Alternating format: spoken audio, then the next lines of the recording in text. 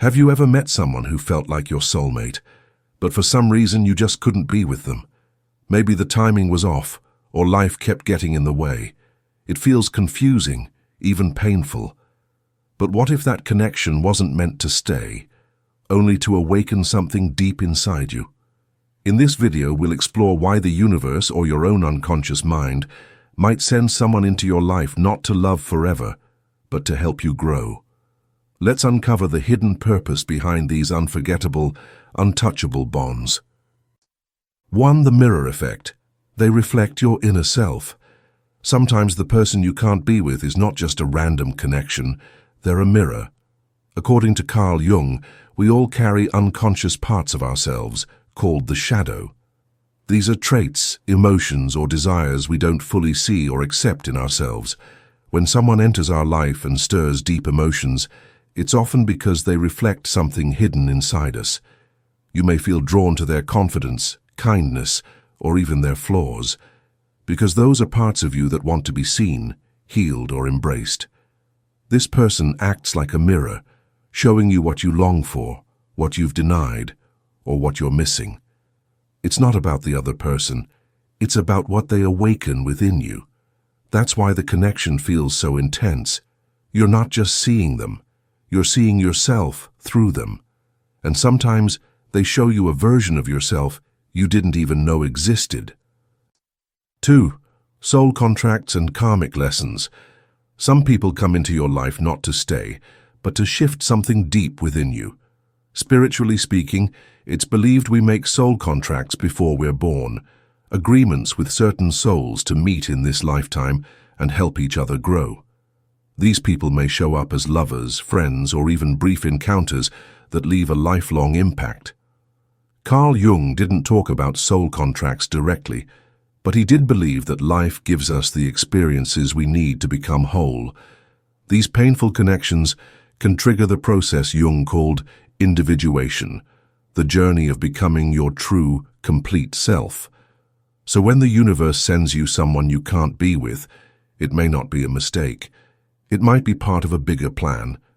This person could be here to teach you about boundaries, self-worth, patience, or even unconditional love. The lesson might hurt, but it moves your soul forward. 3. The timing isn't right, but the lesson is. You may meet someone who feels perfect for you, but the timing is completely wrong. Maybe they're already with someone, or your paths just don't align. It's confusing, even heartbreaking, because the connection feels so real. But here's the deeper truth. The universe doesn't always send people to stay. Sometimes it sends them just for a moment, to shift something within you. Carl Jung introduced the idea of synchronicity, those meaningful coincidences that seem random, but actually hold deep personal significance. Meeting someone at the wrong time might, in fact, be the perfect time for your inner growth. That connection could be a turning point, not a mistake. The universe isn't trying to punish you, it's guiding you. Maybe it's teaching you to let go, to trust divine timing, or to understand that not all love is meant to be held. Some love is meant to awaken. The bond is real, but so is the transformation it brings. 4. Awakening the higher self. Some people come into your life not to complete you, but to awaken you. When you're drawn to someone you can't be with, it's often because they activate something beyond everyday attraction. They stir your spirit, they spark your imagination, and they awaken what Carl Jung called the archetypes, powerful inner patterns that live deep within all of us. This person may activate the lover, the seeker, or even the wounded healer inside you. These aren't just emotions, they're spiritual signals calling you back to your true self. Jung believed that the self, our higher, complete self, is the goal of all personal growth. Every meaningful relationship, especially the painful ones, brings you closer to that wholeness. So when someone touches your soul but can't stay in your life, it doesn't mean it was for nothing. It means they served a higher purpose, to help you remember who you really are underneath the roles, fears, and expectations. 5. The test of attachment versus love. The person you can't be with often teaches you the difference between attachment and true love. Attachment comes from need, the desire to control, possess, or fill a void. True love, however, is selfless and unconditional. It's about appreciating someone for who they are, without trying to change or hold on to them. Jung believed much of our suffering comes from unconscious attachment, clinging to people or things that prevent us from embracing the present. When someone enters your life that you can't have, it forces you to confront your own attachments. Is it love, or just the need to fill an emotional gap?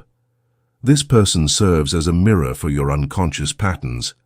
The universe is asking, can you love them and still let them go? Can you release the need to possess and simply honor the love that exists without attachment? In letting go, you learn that love isn't about ownership, it's about freedom. 6. Preparing you for something greater. Sometimes the universe sends someone you can't be with to prepare you for something much bigger. Jung often spoke about the alchemical process, the transformation of something ordinary into something extraordinary. When we experience intense, unfulfilled connections, it may feel like emotional lead, but it's part of a process to turn us into something more, spiritually and emotionally refined.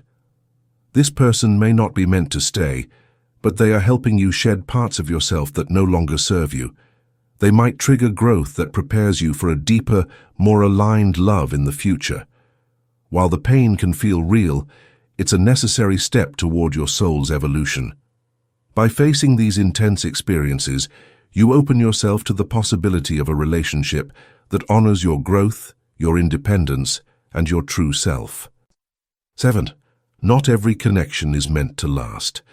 Not every connection is meant to last forever, and that's okay. Carl Jung believed that meaning, not permanence, gives life its depth. The people we meet, especially those we can't be with, play important roles in our journey. They shape us, teach us, and awaken parts of us that need attention. But sometimes, they are simply passing through to fulfill a specific purpose. It can be painful when a connection ends, but it's important to remember that the lesson stays with you. The love, the growth, the wisdom, those things endure long after the person is gone. The universe may have brought them into your life for a short time to open your heart, to challenge you, or to reveal something about yourself that you needed to see. Letting go of someone who was meant to be temporary can be freeing. It's a reminder that we don't need to hold on to every relationship for it to be meaningful. Not every bond is meant for eternity, but every one of them is meant to teach you something that will last. In the end, the people you can't be with might just be the ones who help you grow the most. They awaken hidden parts of yourself, teach you important lessons, and help you evolve into the person you're meant to be. Though their time in your life may be brief, their impact can be profound. If this video resonated with you, don't forget to hit that like button, leave a comment sharing your thoughts or experiences, and subscribe for more insightful content. Growth often comes from the connections we can't hold on to, and sometimes that's exactly what we need.